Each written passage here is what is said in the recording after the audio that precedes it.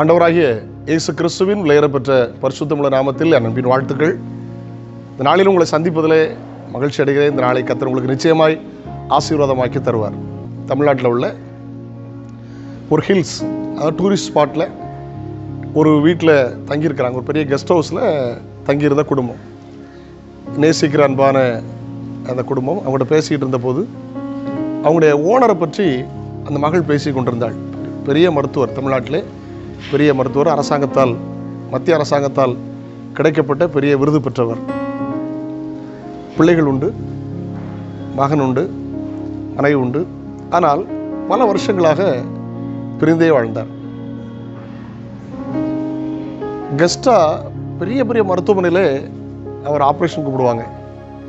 ரொம்ப நிபுணர், திறமையானவர், அறிமுகமானவர். ஆனால் ஒரு மகளை திருமணம் செய்து கொடுத்து மனநிலைமை பாதிக்கப்பட்டு வந்திருக்கிறார்கள். என்ன காரணம் என்று தெரியாது. அவர்கள் குடும்பமாக இணைந்து வாழவில்லை. யாரையும் குற்றப்படுத்த நான் வரவில்லை. ஆனால் அந்த காரியத்தை உங்களுக்கு சொல்லுகிறேன். வியாதிப்பட்டு தன்னந்தனியாய் அவர் மரித்தார். அவருக்கு சாப்பாடு வாங்கி கொடுத்ததெல்லாம் அவங்களுடைய வாட்ச்மேன், வேலைக்காரன். அவருடைய மரணம் ஒரு பரிதாபமாக இருந்தது. என்று மரிப்பதுக்கு எத்தனையோ மாதங்களுக்கு முன்பதாகவே அவர் கல்லறை எல்லாம் ரெடி பண்ணி பல லட்சங்கள் செலவழித்து அந்த அடக்கம் பண்ணுற அந்த பெட்டியை உள்ளே போகிற மாதிரி செட் பண்ணி எல்லாம் முடிச்சிட்டார். கடைசியில் கேட்டார், என்ன வாழ்க்கை, நான் ஏன் உலகத்தில் வாழ்கிறேன்னு சொல்லி விரக்தி அடைந்து பேசினதாக அந்த மகள் என்கிட்ட இருந்து கொண்டாள். நாங்கள் அந்த வீட்டில் பாதுகாவலாக நாங்கள் இருந்தோம், அந்த கெஸ்ட் ஹவுஸில். இப்போ எங்கள் அக்கா அந்த வீட்டில் இருக்கிறாங்க, பாவம் அப்படின்னு சொல்லி என்னுடைய கணவரை தான் அவர் கூப்பிட்டார். மரித்த உடனே என்னுடைய கணவர் போயிருந்தாருன்னு சொல்லி அந்த சகோதரி தன்னுடைய காரியங்கள் எல்லாம் பண்ண கோடிக்கணக்கான பணம். மகள் வாழ்க்கையில் பிரச்சனை, மனைவியோடு இணைந்து வாழ முடியவில்லை, பிள்ளைகளோடு இணைந்து வாழ முடியவில்லை, தனிமை. பெரிய நிபுணர், மருத்துவ நிபுணர். வாழ்க்கையில் பார்த்தீங்கன்னா ஒரு சமாதானமற்ற வாழ்க்கை. ஒரு தெரிந்த மருத்துவரிடத்தில் அவர் கடைசி வியாதிப்பட்ட போது அவர் நிறைய பேருக்கு உதவி செய்து கடைசியாக ஒரு சரியான தன்னை பராமரிக்காதபடி அப்படியே அவர் மரித்து விட்டார். இந்த சம்பவம் கேள்விப்பட்ட போது எனக்கு கொஞ்சம் ஆச்சரியமாக இருந்தது. எனக்கு மனுஷன் நினச்சிட்டு இருக்கிறாங்க, வெந்ததுக்குன்னு விதி முடிஞ்ச சாகணும், செத்த ஒன்று தெக்கிய உடக்கி அப்படின்னு யோசிக்கிறாங்க. இல்லை, மத்தேயு 26:16 சொல்கிறது, மனுஷன் உலகம் முழுதி ஆதாயப்படுத்தி கொண்டாலும் தன் ஜீவனை நஷ்டப்படுத்தினால் அவனுக்கு பிரயோஜனம் என்ன, லாபம் என்ன?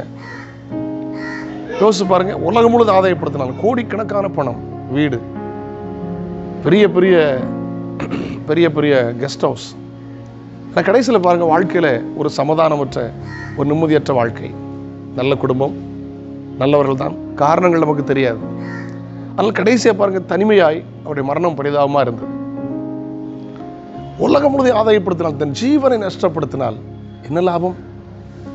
இருக்கிற நாளில், கடவுள் தந்த நாளில் புருஷன் மனைவியாக இணைந்து வாழுங்க, பெற்றோர் பிள்ளைகள் இணைந்து வாழுங்க, சகோதர சிநேகத்தோடு வாழுங்க, நல்லா சாப்பிடுங்க, நல்லா அனுபவிங்க, நல்ல இலைகளுக்கு கொடுங்க.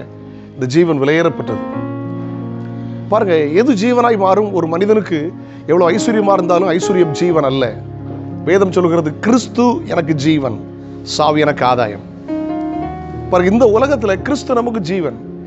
அந்த கிறிஸ்துவாகிய ஜீவனோடு வாழ்ந்தால் முடிவு என்ன தெரியுமா? நித்திய ஜீவனாகிய பரலோக ராஜ்யத்தை கர்த்தர் நமக்கு தருகிறார். நித்திய ஜீவன் அளிப்பேன் என்பதே அவர் நமக்கு தந்த வாக்குத்தத்தம். அதனால நல்ல சம்பாத்தியம் பண்ணுங்க, நல்லா சாப்பிடுங்க, எல்லாம் நல்லது தான். ஜீவனை நஷ்டப்படுத்திடாதுங்க. ஆண்டவர் தந்த நாளில் கொஞ்ச நாள் வாழ்க்கை, 70 80 முடிஞ்சா 90, இன்னும் முடிஞ்சா 100 வருஷம் வாழ போகிறோம். இது நல்ல சந்தோஷமா வாழுங்க, சமாதானம் வாழுங்க, இயேசுவை சார்ந்து கொள்ளுங்கள், ஜீவனாகிய கிறிஸ்துவை சார்ந்து கொள்ளுங்கள், நித்திய ஜீவனை சுதந்திரித்துக் கொள்ளுங்கள். இந்த நாள் உங்களுக்கு ஆசீர்வாதமாக இருக்கும். கர்த்தர் உங்களை ஆசீர்வதிப்பார். ஜெபிக்கலாமா? பரலோக பிதாவே, பரிசுத்த பிள்ளையாக இயேசு கிறிஸ்துவின் நாமத்தில் ஜெபிக்கிறோம். இன்னைக்கு தெளிவாய் கற்றுக் கொடுத்தீர். மனுஷன் உலகம் முழுதையும் ஆதாயப்படுத்தி கொண்டாலும் தன் ஜீவனை நஷ்டப்படுத்தினால் உனக்கு லாபம் என்ன என்று வேதம் சொல்லுகிறதப்பா. நீ தந்த ஜீவனை நஷ்டப்படுத்தி விடாதபடி சந்தோஷமாய், சமாதானமாய், ஐக்கியமாய், ஆசீர்வாதமாய் வாழ கர்த்தர் உதவி செய்யும்படி ஜெபிக்கிறோம். இந்த நாளின் வேலை, வியாபாரம், தொழில் ஆசீர்வாதமாக இருப்பதாக, பிள்ளைகளுடைய படிப்பு ஆசீர்வாதமாக இருப்பதாக, இருதயத்தின் ஆழத்திலிருந்து பிள்ளைகளை வாழ்த்தி ஆசீர்வதிக்கிறேன். தூரிடத்தில் பணியாற்ற பிள்ளைகளை பாதுகாத்து பராமரித்துக் கொள்வீராக. இயற்கை சீற்றங்களுக்கு எல்லாம் விலக்குவீராக. எசப்பாமக்கு தந்தி இந்த உலகத்தில் நீர் தந்த ஜீவனை நன்றாய் பிரயோஜனப்படுத்திக் கொள்ள கிருபைதார். கிறிஸ்துவாய் ஜீவனை சார்ந்து நித்திய ஜீவனை பெற்றுக்கொள்ள கிருபை தாரும். நம்முடைய பிள்ளைகளை வாழ்த்துகிறேன், ஆசீர்வதியும். இயேசுவின் நாமத்தில் ஜெபங்கள் பிதாவே, ஆமென். நாளை உங்களை சந்திக்கிறேன். அதுவரையிலும் ஆண்டவருடைய கிருபை உங்களை தாங்குவதாக. Have a nice day. God bless you.